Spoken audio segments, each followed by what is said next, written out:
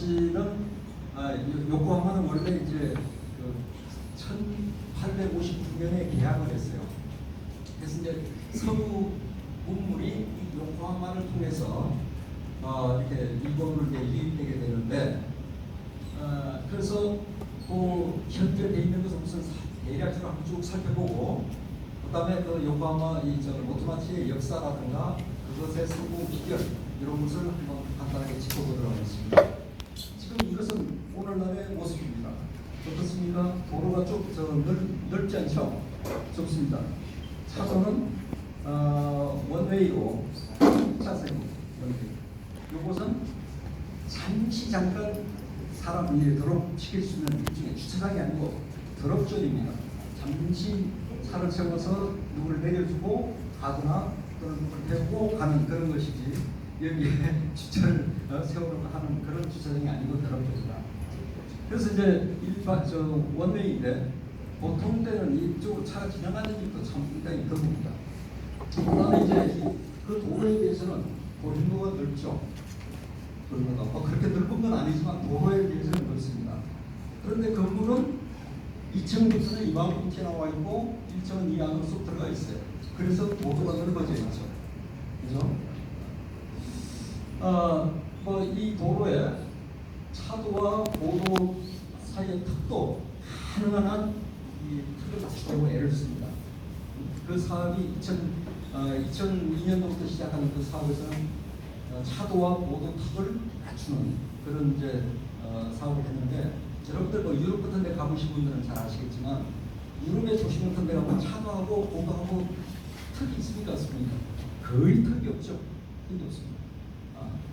근데 우리는 그냥 턱을 탁 깎아 세우죠. 그러면 이제 나중에 제가 말씀드리려고 그 문제점 같은 거를 우선은 그렇게 해줍니다. 그 다음에 가로수가 있습니까? 없습니까? 우리는 푸른 도시, 구인, 이런 길이다 그러면 막 나무 심으라고 그러잖아. 무조건 나무 심습니다. 도심 속에는 나무 심는 거 아닙니다. 도로에. 왜냐면 모도가 뿌리에 의해서 다들 보이구나. 그 다음에 나무가 들었으면요, 옆에 이런 가게나 이런 것들은 안 보입니다. 인지가 안 돼요. 보행로가 좁아져요. 또 여기 턱을 왜 낮출까요? 어떤 행사 같은 걸 할 때는 차 없는 거리가 딱 되면 완전히 그냥 하나의 그 넓은 일조원 광장이나 마찬가지입니다. 여기서 아주 다양한 그런 이벤트가 벌어질 수 있는 그런 공간이기도 해요. 어떻게 보면 마당이지, 길이 아니라. 여러 가지 행위를 할 수 있는 그런 소위 그 무대가 이미 이곳에 만들어져 있다, 그런 얘기입니다. 이거 지금 화분 같은 거 갖다 놓은 것은 임시로 갖다 놓은 거고, 어떤 행사나 이런 것을 바로 치우려고 그렇습니다. 그 다음에 이제 비가 오거나 이렇게 여기 도로만 우선 좀 보시는데, 저쪽은 좀 턱이 있는데 이쪽에 가로질 지금 낮추려고 하는데, 지금 그 도로 턱이나 도로 모습만 잠깐 좀 보시겠습니다. 여기도 보면 이제 도로가 반듯하게 되는 게 아니라 중간에 이렇게 휘어지는 것도 있어요. 이렇게 좀 S자로 이렇게 비기도 하고 그렇습니다. 그래서 이제 이 도로 밑에 사람이 이제 이렇게 모든 건물이 요만큼 싹 펼쳐놓은 들어가 있어서 비가 오나 눈이 오나 우산 안 쓰고도 이 밑을 걸어다닐 수가 있습니다.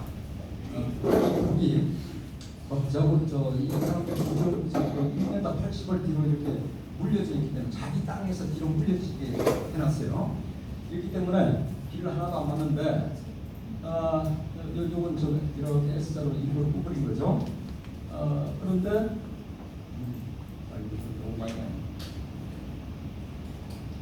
요건 그 뒷길입니다. 그 옆에 이면도로. 그건 아직도 전봇대가 서 있고 이제 그렇죠. 그 다음에 요것이 뭐냐면, 이렇게 그 길다란 도로에 이렇게 그 소로가 또 접할 거 아닙니까? 그럼 여기까지는 비 같은 거 안 맞고 잘 왔어. 근데 여기로 갈 때는 비 맞아야 되잖아. 그래서 이제 거기에 이런 조형물로 해가지고 유리를 해서 전혀 비를 맞지 않고 지나갈 수 있게끔 해준 겁니다. 그러니까 이곳에 쇼핑으로 하러 온 사람들은 걸어서 모든 것들을 아주 기분 좋게 다닐 수 있는 거죠. 이것도 그런 거고요. 저쪽은 저 안에 보면 이제 신사가 하나 있어요. 생텐 신사라고 해가지고 또 건물과 건물 사이에 저 건물 나무 같은 거 건물과 건물 사이에 저런 공간에다가 좀 녹지를 형성한다든가 이런 식으로 하는데 이쪽으로 바깥으로 빼서는 하지 않는다. 그 다음에 이제 건물의 전면을 보면 이 높이도 바닥에서 높이를 3m 이상으로 이렇게 두게 되어 있습니다. 그 다음에 여기 들어가는 요 출입구에 이런 부분을 준다든가 이렇게 단판을 내단다고 했을 때는 요거는 또 어떻게 해야 되냐, 이것도 규정을 다 해놨습니다. 사람들 지나다니고 짐 들고 다니는데 전혀 문제가 되지 않게끔. 그 다음 요거는 이제 그 가게의 한 모습이죠. 가게의 한 모습인데 여기는 아주 고급품들을 팔아요. 장인들이 직접 한 수공예라고 해요. 수공품. 그러니까 일본 전통의 수공품이나 그냥 요즘 현대적인 그런 브랜드 같은 경우는 굉장히 고급화돼요. 그래서 이곳은 명품가로 유명합니다. 그리고 이곳에 가면 절대 속는 일 없어요. 품질에 대해서는 절대 의심 안 해야 됩니다. 그런 믿음감을 이 오토마치 상가에서 주는 그런 노력을 해왔기 때문에 그렇게 되는데, 이곳의 위를 바라보다 보니까 뭐라고 그러냐면 창업 명시 5년 이렇게 되어 있어요. 여기에 가게들은 주인들이 안 바뀝니다. 대를 위해서 내리가지. 그럼 중간에 팔고 싶은 경우도 있을 거 아니냐, 그죠? 그리고 또 내가 산 사람이 내가 따로 다른 가게를 해야 되겠다는 품목 마음대로 자기 마음대로 못 바꿉니다. 여기에 상인들이 전부 규약을 맺어 있고 있어요. 협약을 맺어 있다 이거죠. 그래서 그 사유재산을 갖다가 그렇게 조합을 해가지고 제한하게 되느냐, 전부 합의된 규약이죠. 그런데 그런 것을 우려해서 만일 빈상가가 나오면 가능한 이 조합에서 SS타이라고 하는 건데, 이름이 이 상인조합이요. 이 상인조합에서 조합원들이 공동 출자를 해가지고 그것을 조합 명의로 삽니다. 그 가게를. 그러니까 외부인이 사서 이 자기들이 만들어 나가려고 하는 그것을 흐트러뜨릴 염려가 있을까 봐서 실제 그렇게 하고 이곳에 직영하는 점포가 60%, 그 다음에 임대를 주고 있는 것이 40%인데 아직까지 그 관계자의 말에 의하면 이걸로 해서 문제가 되고 있는 건 하나도 없다고 합니다. 그 다음에 조합비도 각 가게의 위치라든가 매장 크기, 그 다음에 매출 규모, 그것에 의해서 산정하는 법이 있어가지고 거기에 의해서 차등을 해가지고 회비를 거출한다 이렇게 얘기를 하는데, 자, 여기서 이제 건물의 인면들을 보면요, 건물의 인면들이 뭔가 탁출하거나 이렇지 않고 뭔가 잘 조화된 것 같다 이런 느낌 들죠. 건물의 높이라든가 이런 것도 그런 느낌 들잖아요. 또 높게 좀 더 높게 하고자 하는 건물들은 뒤로 이렇게 할수 뒤에 높은 부분은 뒤로 굴려져 있죠. 이런 것들도 전부 규약 속에 포함되어 있습니다. 이걸 많이 그 용가마 시에서 적극적으로 규제하려고 한다는 굉장히 문제가 많겠죠. 그런데 여기 상인들이 우리는 어떤 이 쇼핑몰을 만들자 하는 공동의 목표를 딱 설정한 다음에 그것을 위해서 필요한 사항들을 전부 규정을 하고 지켜나가기 때문에 전혀 그런 문제가 아니고 자발적으로 이루어집니다. 심지어 리모델링 하는 경우가 있으니까 건물을 보수한다든가 이런 할 때 리모델링 할 때 외부의 천막이라든가 가림막 이런 거 설치하는 규정까지 다 있어요. 왜? 설사 리모델링을 하더라도 통행하는 사람들한테 전혀 피해가 가지 않게끔 외부 리모델링 할 때 어떻게 하고 내부 리모델링 할 때는 또 어떻게 하고 이게 다 돼 있다는 거죠. 요거 이제 건물들 모습을 그렇다고 개성이 전혀 없는 게 아니에요. 이렇게 개성 있는 건물들이 다 개성이 있습니다만은 전체적으로는 색조라든가 그 건물의 크기라든가 이런 것들이 잘 조화를 이루고 있고, 적어도 아랫부분에 최소 3m 정도의 그걸 우리가 이제 뒤로 셋백식서 위를 건물이 이렇게 지금같이 덮여져 있는 곳이 최소 3m죠. 그러니까 고선으로 쭉 연결되어 있기 때문에 굉장히 조화로운 그런 느낌을 갖추고 있습니다. 이런 인면도 얼마든지 가능하고요. 그다음 요것은 뭐냐면 오아시스라에서 여기에 뭐 수유를 한다든가 그냥 해를 갖다가 뭐 잠시 저설매기 또는 화장실을 사용한다든가 뭐 등등 이곳에 와서 각종 그러한 것들을 위해서 필요한 건물을 별도로 하나 정놓고 그곳을 안내판을 쭉 해놨습니다. 그래서 이쪽으로 340m 가면 오아시스라는 게 있다. 오아시스가 완전히 하나 빌딩이에요. 우리 관계자가 이 오아시스 그 건물의 입구입니다. 바깥에서 바로 엘리베이터 타고 바로 올라가는 거죠. 그래서 내가 지금 이분이 상가 간부대 상무가 뭔가 하는 사람인데 이 사람이 지금 설명을 좀 해주고 있는 거예요. 그래서 그 내부의 구성, 여러 가지 편의시설 이런 것도 공동으로 다 갖춰놓고 있는 거예요. 이것이 상인조합의 소유입니다.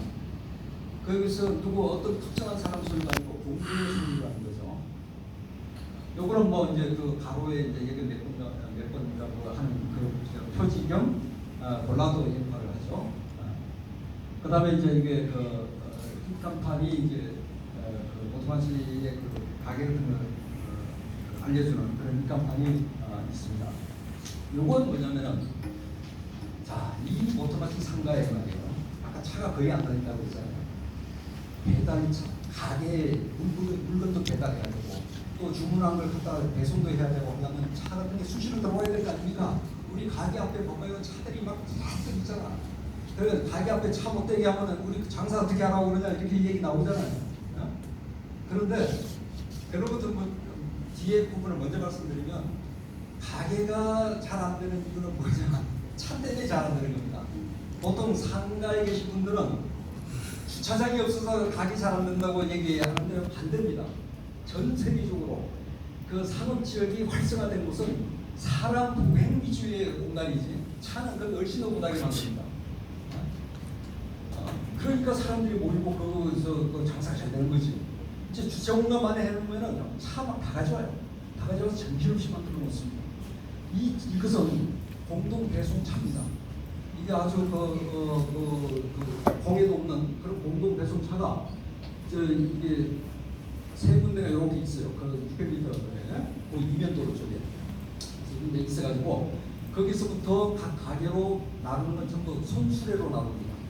손수레를 틱틱 해가지고 쭉쭉 하기 때문에 전혀 물건 배송 이런 거에 문제가 없습니다. 나중에 뒤에 그 배송 시스템에 대해서 다시 좀 말씀을 좀 드릴게요. 요것은 우리한테 배송에 대해서 그런 것에 대해서 좀 설명하는 내용이고요. 요것은 그 오토마치 그 상가 협의회 SS카이라고 하는 그 SS카이에 방문을 해서 설명을 듣고 이제 그 같이 기념 촬영을 한번 찍은 겁니다. 그래서 이분하고 요분이 그게 관계자죠. 그래서 요 사진을 왜 넣느냐면은 그 상가 조합의 존재를 명확하게 제가 말로 들어서가 아니라 실제 가봤다는 거. 그리고 정확하게 설명을 듣고 문제점 질문도 하고 자료도 받아오고 그랬습니다. 그래서 여기서 제가 드리는 말씀은 그냥 어디에서 그냥 걸음통으로 말씀드리는 게 아니고 실제 여기 곳을 그냥 가서 관광하듯이 보고서 피상적으로 말씀드리는 게 아니라 그 내부 깊숙한 곳까지 들여다보고 말씀드리는 거다라는 것을 좀 보여드리기 위해서 이 사진을 넣었습니다. 자, 그래서 이 오토마치 상점가를 우선 보면요. 글씨가 좀 잘 안 보이겠는데 오토마치 상점가는 이제 앞에서 대략 살펴봤으니까 둘러보겠습니다. 이제는 상점가의 역사를 한번 보겠습니다. 장인들의 거리를 만든다. 그러니까 주로 의류나 자파류 또 개성 있는 아이템 이런 것 중에서 명품들 또 수제품들 뭐 이런 것들만 입점되어 있는 거죠. 그러니까 특화가 되어 있다. 우리 그 전통시장 사진가 이런 얘기 많이 나오잖아요. 그럼 전통시장의 환경도 중요하지만 안에 내용도 중요해요. 그 내용이 어떤 특성이 있어야 되잖아. 야, 우리 중앙시장에는 구미의 중앙시장에 가면은 거기는 뭘로 특화되어 있다 해서 뭘 찾고 거기만 가면 돼. 뭐 이런 것이 돼야 된단 말이야. 그게 아니고 저기 가도 있고 저기 가도 있고 다 여기저기 있는 것은 거기 가서 거기 가서 산다. 그건 좀 이상해. 이상하잖아요. 그것도 특화가 되어 있는 것이 좀 부족하다. 그래서 지금 여기는 그런 것으로 특화되어 있고 또 이쪽이 입구입니다. 저쪽에 여기서부터 입구에서부터 요게 이제 쭉 도로고 요게 이제 이면 저 뒤에 이면 도로고 그런데 요까지가 대략 한 600m 정도 되는데 요거 자체가 하나의 관광 코스가 되고 있다는 거 하고 인간이 주도한 도심 활성화의 성공 사례로 아주 최고의 성공 사례로 꼽히는 거다. 그 말씀을 드립니다. 자, 그러면 이 아까 그 봤던 오토마틱 그 거리가 이겁니다. 옛날 뭐 사파에서 따온 건데 지금은 이 철우로 막 고가도로가 지나가고 이렇게 되지만은 이쪽이 이제 이쪽이 이렇게 돼서 이쪽에 그 언덕이 있는데 굉장히 풍광이 좋아요. 아주 아름답습니다. 그쪽을 야마테라고 해요. 야마테 지역이라고 하는데 개항을 1859년에 했잖아요. 그래서 이제 외국인들이 들어와서 거주를 하게 됩니다. 외국인이 거주를 하는데 이 야마테 지역에 외국인들이 거주를 하게 돼요. 그리고 그 사람들이 이쪽으로 자기들 그 건물을 보는 거를 보려면 이 길을 따라서 가야 돼요. 그러니까 자연히 이곳을 그 외국인들을 상대로 한 이제 가게가 그 이전에는 농사짓고 또는 물고기 잡고 하는 사람들이 이제 가게를 열기 시작한 겁니다. 이 모터버스가. 따라서 1860년대에 대해서 비로소 여기에 상가라고 하는 것들이 생겨나게 된 겁니다. 여기 이제 니폰 오돌이라고 하는 거고, 요것의 양쪽에 이쪽에 원주민들 그러니까 산에서 상권이 형성되고 이쪽에 외국인 거주를 하게 되는데 이 외국인들은 전부 야마테 쪽으로 이제 전부 다 이주를 하게 되는 거죠. 그래서 이것이 요코하마 야마테라고 하는 겁니다. 옛날 사진이에요. 이쪽은 아까 오토마치 그 상가입니다. 그쪽 보셨던 그 길이에요. 그 길에 이제 뭐 옛날식 건물들이 쭉 이렇게 있는 거죠. 그런데 이제 외국인들을 상대로 어떤 장사를 하니까 굉장히 이국적인 그런 좀 그때부터 좀 특징 있는 그런 상가가 됐습니다. 그다음에